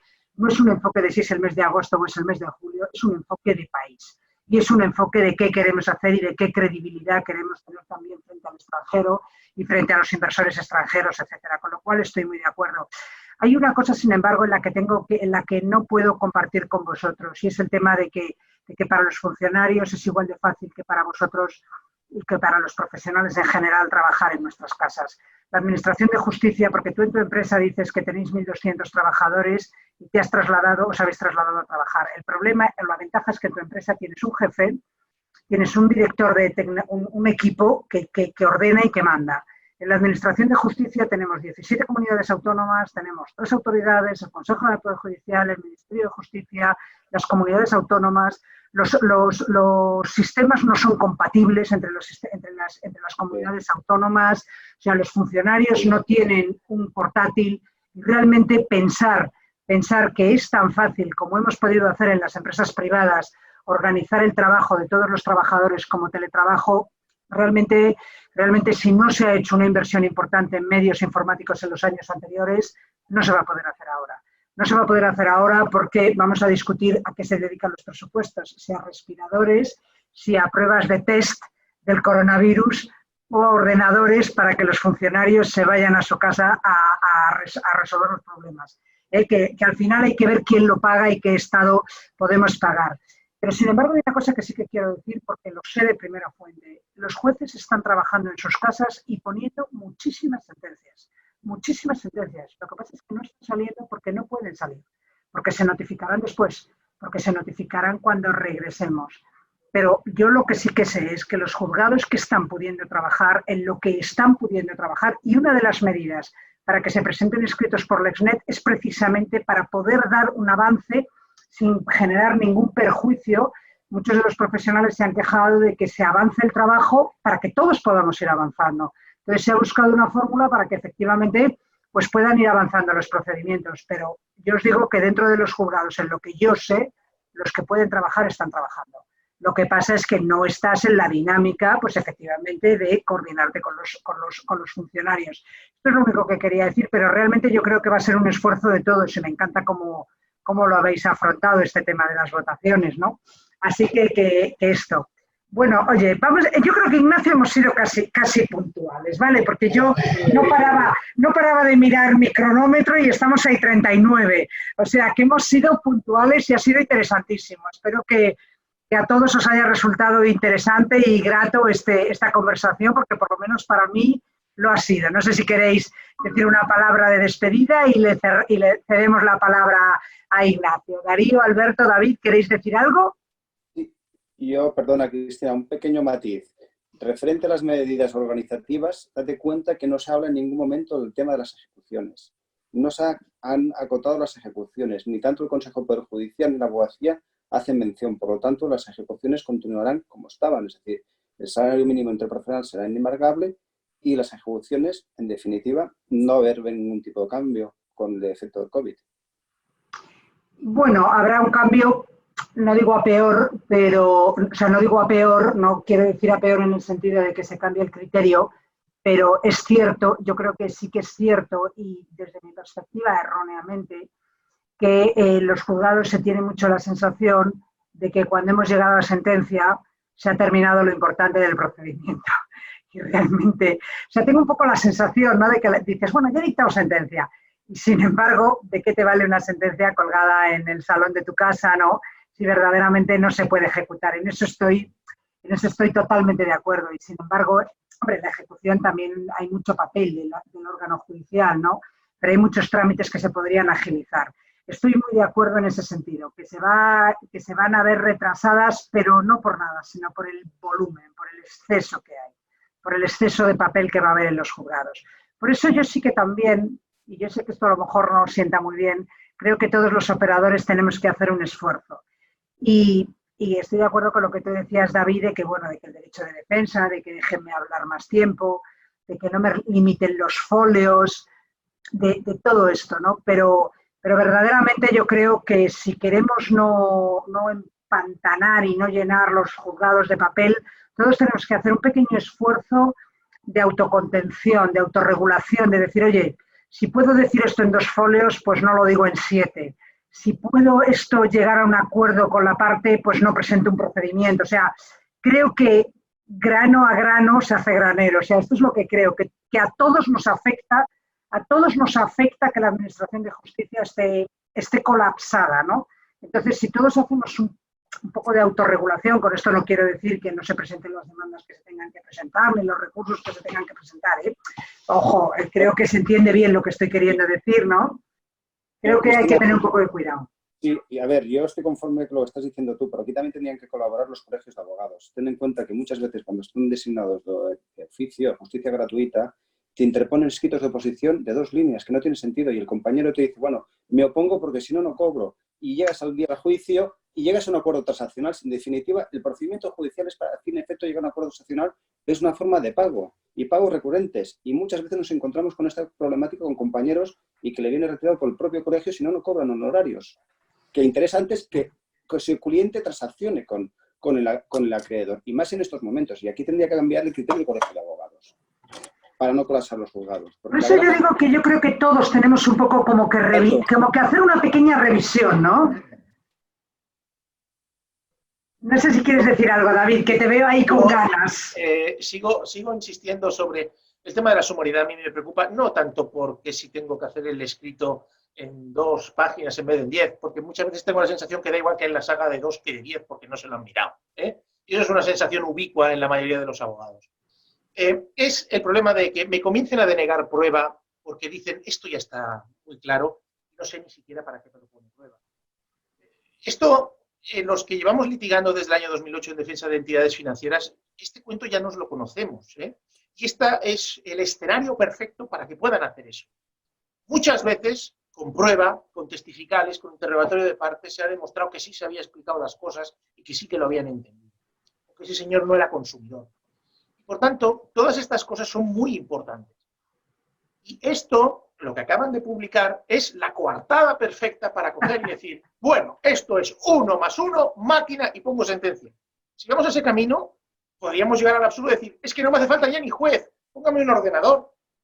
Hombre, si vamos a hacer un juicio, yo ya entiendo que nos tenemos que saber comportar, pero lo que nos han dicho es sumariedad, criterios unificados, y el que se pase, multa, rápido. Es decir, te están coartando. Y a mí eso no me gusta.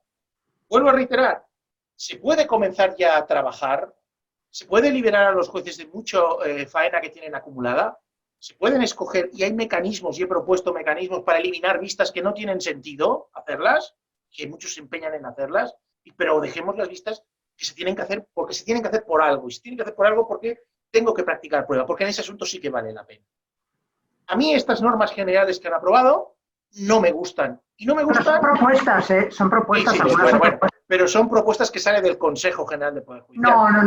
No, pero son propuestas. Ha habido un documento elaborado por el Consejo. No, ya, pero que quiero decir que no son cosas aprobadas. Era lo único que te quería comentar, David. Pero sale del órgano de gobierno de los jueces, con lo cual me tengo que preocupar que los jueces tengan esa visión. Está en el artículo 24 de la Constitución, y eso está por encima de todo eso. Pero a mí me preocupa eso. Y yo vuelvo a insistir, estamos haciendo quizás una crítica de la estructura, no quizás del juzgado concreto. Pero, hombre, si en mi empresa se pudieran coger los ordenadores y llevárselos a casa, que es lo que hicieron, porque todo esto sobrevino, porque nos estaban diciendo a principio de semana que no iba a pasar nada y después nos dijeron que mañana se decreta el estado de alarma, ha habido tiempo para que en las administraciones respectivas digan que cojan los ordenadores y se los lleven a casa. Pero si no hay portátiles. No se han llevado portátiles en mi empresa, se han llevado las torres y porque no habían portátiles para todos. Pero era la necesidad de seguir funcionando, la necesidad de seguir trabajando. Antes decíamos, es que la habilitación del mes de agosto hay gente que se va a sacrificar por ello. Es que hay mucha gente que se está quedando sin trabajo y sin cobrar porque le han hecho un ERTE o porque les van a hacer un ERE. Ellos, en cierta manera, no van a pasar por ahí, pero, caray, ya que ellos van a seguir teniendo un trabajo y cobrando un sueldo, que se lo merecen, que se lo merecen, solo faltaría, yo creo que en estas circunstancias excepcionales, ese plus que hemos de hacer todos, también se tiene que concretar en esto. Y es decir, pues que cojan el ordenador y se lo lleven a casa, pongámosles un sistema VPN, pongámosles un sistema de comunicación como estamos haciendo nosotros y que comiencen a trabajar. Mandemos la mitad de la plantilla a trabajar con la distancia de 2 metros para que puedan seguir trabajando. Que eso se puede hacer ya, pero no poner un oficial por juzgado como se ha propuesto o como se ha acordado. Yo creo que se pueden hacer más cosas. El coger y decir, declaramos hábil el mes de agosto. ¿Cuántos jueces van a trabajar el mes de agosto? Parece que no nos conozcamos, pero, ostras, ¿van a pasar lista? ¿Van a pasar lista? ¿Van a poner vistas en agosto? Porque no ponemos vistas por las tardes y comenzamos todos a currar. Es que nosotros curramos mañana y tarde y noches también muchas veces. Yo en esas medidas no veo una voluntad que tiene que venir determinada por las excepcionales circunstancias en que vivimos de hacer algo más. Se podría hacer. No critico al oficial, critico la estructura. Ahora, claro, la estructura muchas veces parece que no está. En eso estamos completamente de acuerdo. Pero poner un sistema de videoconferencias, poner un sistema VPN, permitirles que se lleven el ordenador a casa, no es tan complicado, ¿eh? Solamente te tengo que decir, David, que es que tendría tantas horas para hablar contigo de este tema que no podemos imponer a los asistentes, pero en fin, yo me brindo a hablar contigo de este tema porque hay cosas que comparto y hay cosas que no comparto, ¿vale? Y hay cosas que no comparto y eso, pero hay cosas que sí que comparto contigo, pero hay otras muchas que no. Lo que pasa es que, en fin, tenemos que acabar este debate, pero yo sí que Cristina, creo que... si me das un minuto, solo un minuto antes de terminar, porque creo que al final lo que subyace al debate, más allá de las medidas concretas o no, y de si muchas de ellas han venido para quedarse o no, yo creo que, lo decía muy bien Albert, y en cierta manera también lo comenta David, son medidas que no funcionarán si no van acompañadas de recursos, y hablábamos también de tecnología. O sea, yo creo que el debate aquí es... hay una gran brecha entre el sector privado y el sector público en lo relativo a la administración de justicia. Yo llevo 20 años trabajando en este sector que adoro y todos los años recurrentemente el problema ha sido que la administración de justicia está colapsada. Quiero decir, espero que esta situación de catarsis que estamos viviendo ahora, porque es una verdadera catarsis que va probablemente a cambiar el status quo y el panorama que nos encontremos en el escenario post-COVID, nos ayude a todos a replantearnos que entre los operadores, como tú comentabas, y la administración de justicia, lo que verdaderamente existe es una brecha de recursos y una brecha tecnológica y una brecha de concepción.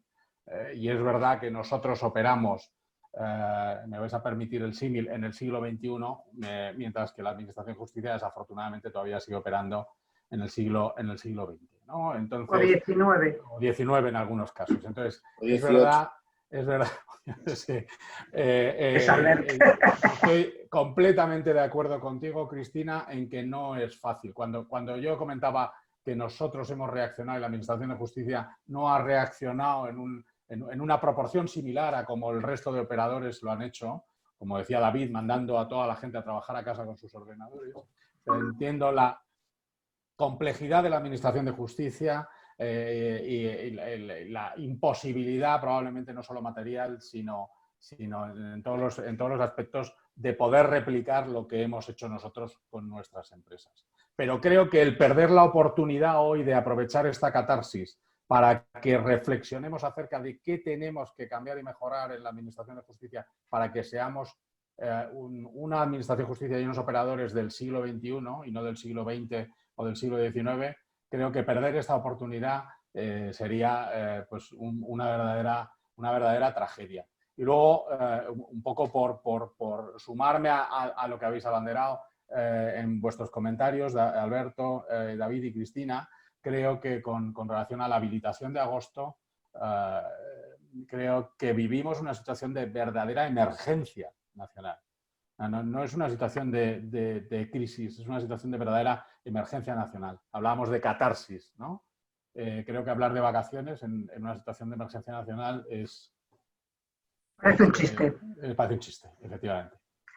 Bueno, vamos a dar por cerrado aquí. Os recomiendo que leáis un documento, un estudio que no sé si conocéis a Juan Mora Sanguinetti, que es un economista que trabaja en el Servicio de Estudios del Banco de España, que ha trabajado mucho sobre medición de la justicia y precisamente uno de los estudios más importantes que tiene, o de los últimos, bueno, no sé de los más importantes, pero los últimos, es precisamente la rentabilidad que produce o la productividad, cómo la mejor inversión que se puede hacer en la administración de justicia es la tecnológica, ¿no?